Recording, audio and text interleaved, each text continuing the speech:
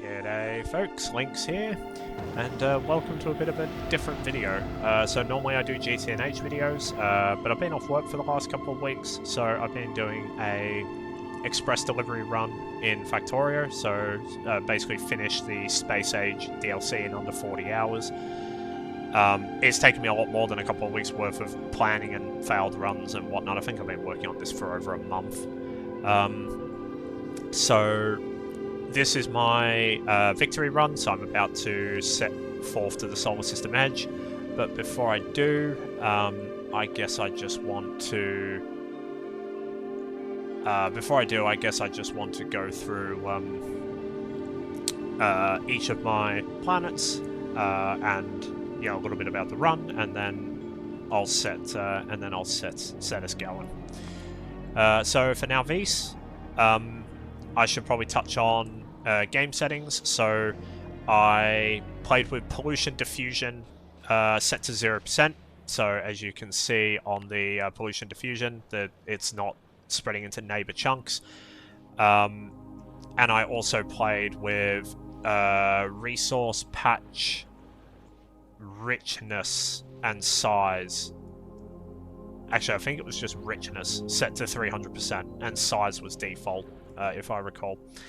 But I definitely played with 300% richness, but I can't remember, but I can't remember if I changed the size or not.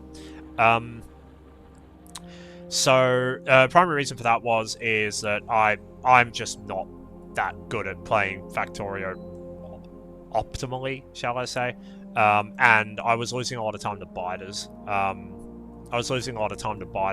In terms of the resource richness, in all honesty, I don't think it actually helped all that much. Because I still ended up connecting up multiple mines in order to get the throughput. And as soon as I finished on Vulcanus, I got the big mining drills, which effectively double the longevity of a patch, and the foundries, which effectively give you an extra 50% resources, molten metal. So I don't know how much of an impact the richness change will have had, but obviously transparency and all that. The pollution diffusion did have one sort of side effect, which is that it also disables the spore clouds on Gleba. So Gleba was unfortunately a bit trivialized in this run. But I will be doing Gleba justice in a proper run, in a proper casual run. But basically I was effectively trying to play with speedrun settings, pretty much. So other than that, none of the Space Age planets' defaults were changed. So all of their enemy bases, resource patch sizes, richness, all of that is default for Space Age. Only map gen for Nalvis was changed to basically jumpstart me through Nalvis. So I did a bus base. So as you can tell, the belts are all empty now because I've converted to using molten metals. So this is basically my fluid bus carrying my molten metals, as well as sulfuric acid, lubricant, and light oil. So basically, I've got foundries for all of the metal stuff, so plates, gears, pipes, rods, etc., and belts as well. I've got a bot mall up here. So I also did logistics network embargo in this run, and rush to space as well.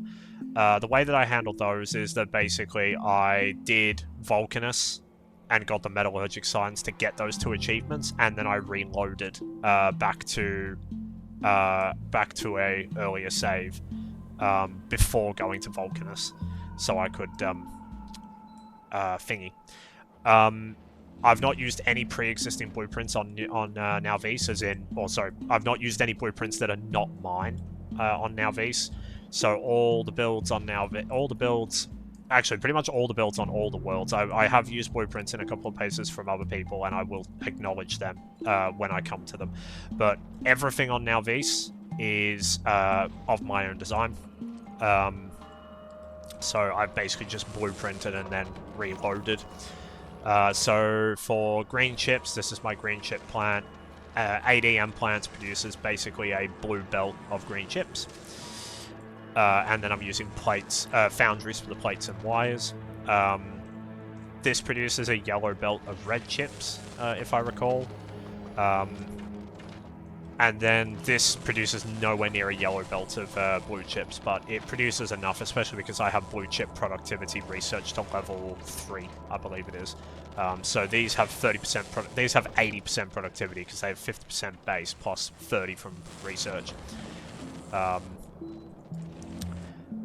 These are producing low density structures purely for the rocket silos, rocket fuel purely for the rocket silos, and then my rocket silos. So when I left Nalvis, I started with 3 silos when I left Nalvis, and then I just scaled up over the course of the run.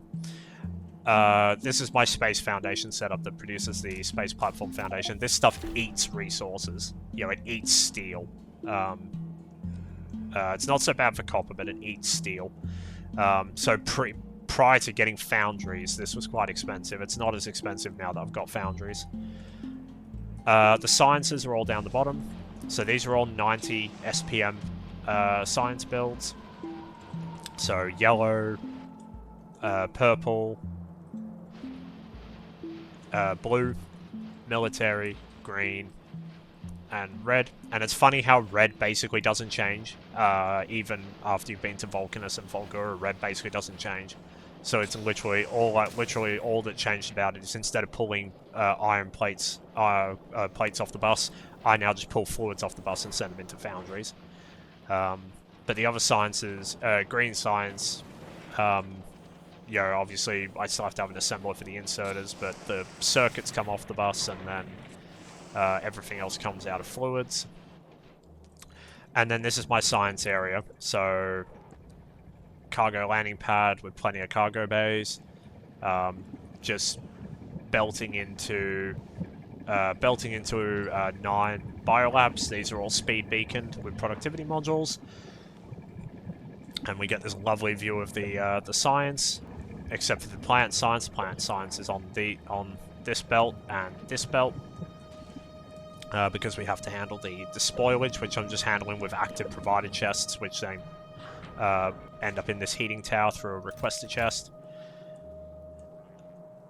And then we offload the calcite off the out of the cargo platform, out of the cargo landing bay into the foundries. So that's basically my now V-Space. So everything on here, like I said, all done by me. I just basically blueprinted and then reloaded, essentially. Vulcanus. So Vulcanus, the Vulcanus space is actually not terribly huge.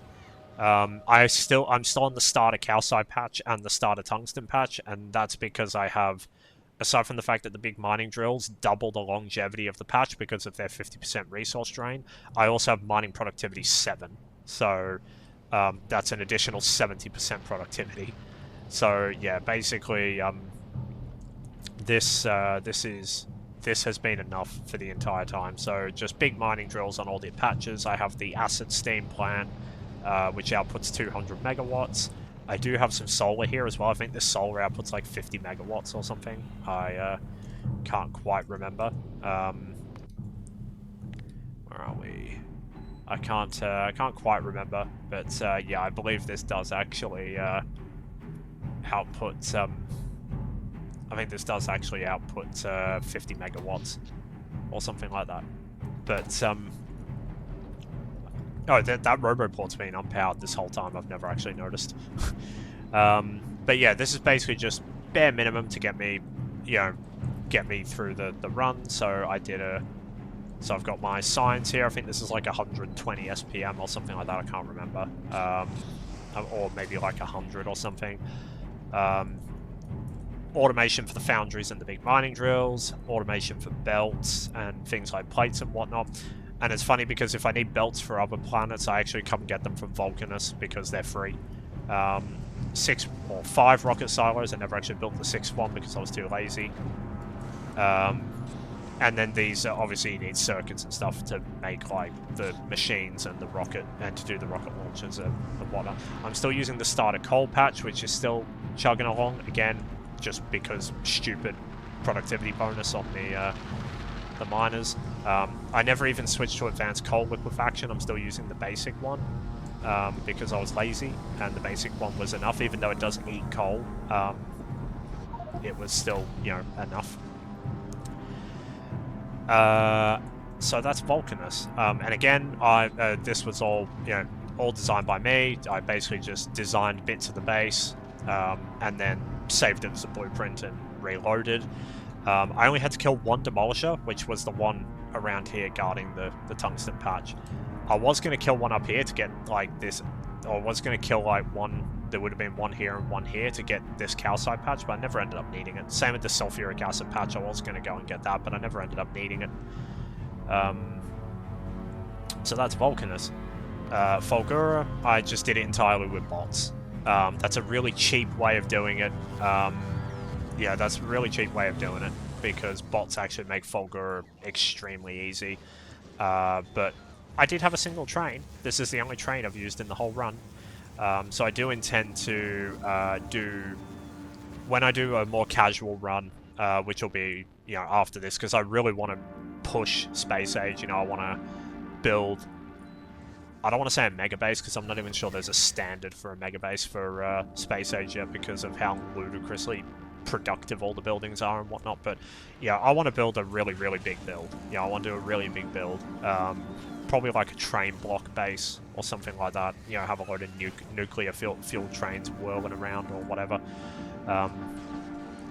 But yeah, so but I just have this little island here. Unfortunately, half of it's cut off due to lack of coverage. But yeah, this was my Fulgura setup. I actually ran out of logistics storage multiple times. I wasn't balancing stuff properly and recycling stuff properly and whatnot, so I was actually running out of logistics storage multiple times. Doing Fulgura after Vulcanus has the advantage that you can use the foundries for the holmium plates to get a 50% productivity bonus on the holmium plates. And I did 8 silos here. Rocket launchers here are basically free, so I could have done more. But yeah, 8 was plenty enough. And then Gleba, so complete transparency, I stole this blueprint from Reddit. So this is 1000 SPM blueprint. I'm not getting 1000 SPM because the 1000 SPM was with T3 speed modules in the beacons. I've only got T2s. When I do my casual run, I intend to do Gleba properly, because I do want to do a big base on Gleba. But for the purposes of the express delivery run, I was quite happy to use someone else's blueprint for Gleba. Out of all the planets, I actually find Gleba probably less interesting than Vulcanus and Fulgura. And in all honesty, I probably find it even a bit less interesting than Aquilo. But yeah, it's I will be doing, but I don't want to leave Gleba out hanging. So when I do a casual run, I will definitely be giving Gleba a lot more love and building a proper big base on Gleba rather than this, you know, something this small. But as I mentioned, because I changed the map gen settings on Nalvis for pollution, it also affected the spore cloud, so I didn't actually have to deal with hostiles on Gleba other than collecting pentapod eggs. So again, that's obviously something that I do want to do differently when I do my casual run. But I think after all the sort of planning and time and whatnot I put into this, I was quite happy to just shortcut Gleba. And then Aquilo. So Aquilo, I actually did not use any existing blueprints. So I built Aquilo myself. It's not great. It just squeaks by in terms of... Actually, it produces 100 SPM. But in terms of getting like the last bits, the quantum processors for the railguns and whatnot, it just squeaked by. Yeah, I was hand feeding I was I was babysitting these two machines to get the quantum processors for the railguns. But as for the rest of it, it's all self-sustaining. It all it all chugs along. But definitely want to do a proper like scalable Aquilo build in a casual run. But in terms of time limited run, this squeaked by and did its job. And did its job fairly well. Funnily enough, the bottleneck was actually loading the science onto the rockets, just because of how, the way that bots are hampered on Aquilo. But yeah, so yeah, as you can see, for over 95% of the stuff I used, I designed 95% of the stuff myself. And obviously the biggest sort of departure was probably the changes to map gen settings to make Nowvis easier. So for space platforms, again, didn't use any existing blueprints. I designed these myself in a sandbox. So this is just my inner planets design. So fairly simple design, makes enough. With just level 7 physical projectile damage, so not even the first level of infinite research, just level 7. The last non-infinite level of research, this will happily travel unattended between the inner planets. At this one's not moving very fast because it keeps running out of fuel, but it'll happily travel at I think it was 150k, and then once I got more research, I was able to up it to 200.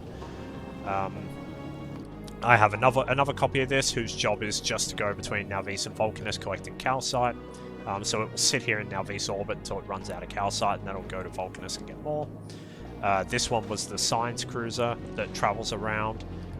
It goes through all the inner planets, but it goes to Gleba last, because it will go from Gleba direct to Nowvis, so the planet science doesn't spend too long on the ship. The only real difference is that this one has a side loader here to basically throw spoilage overboard, because I had a couple of occasions where this got jammed up with too much spoilage. And then the space science platform is just, well, that, boring space science platform. This produces 95 SPM space science. So you really don't need... Actually, it might have been 95 with assembler 3s. These are still assembler 2s. I think it might have been 95 with assembler 3s. I can't remember. Or it might have been 95 with assembler 2s. I can't remember when I ratioed it. But yeah, it's not very entertaining. And then finally is the Edge ship. So this is the ship that I built to get to Aquilo, but I also built it to be expandable to allow me to get to the solar system edge by just adding the railguns on. So basically 7 engines. The bottom half of the ship is fuel and power, so it's powered by 2 nuclear reactors. These output 160 megawatts because of the neighbor bonus, but I'm actually technically only using I think this is about 96 megawatts. All these turbines add up to about 96 megawatts. So there's a lot of unused power left on the table, but I didn't want to make it any bigger. I could have arguably just got rid of these solar panels and accumulators and put another row of turbines, but this is actually more than enough power. And then the asteroid belt, the asteroid loops are separated, so these collectors only feed this bottom loop, which only deals with fuel and water for the reactor. The inner belt is for ammunition, because I wanted this ship to be able to stay stationary in orbit of Aquilo, so it's got rear rocket turrets. And then for being stationary in orbit of other planets, it's just got regular turrets to shoot medium asteroids. And then the whole top area is ammo production. So basically this produces ammo and it keeps a certain amount in stock in the hub. It keeps 3,000 or 3,500 of each ammo type in the hub. It's currently currently only got about 2k rockets, because the rockets are quite slow to make, or actually, I'm running out of explosives. I'm running out of explosives because it's standing still, so it's not getting enough carbon to make the explosives. But that'll be fixed once we get moving.